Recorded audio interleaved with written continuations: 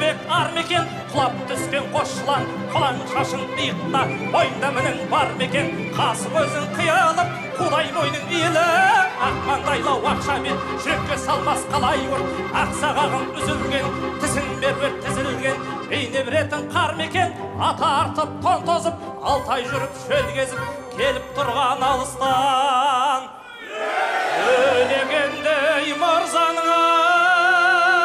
арманы сірә бар мекен ау.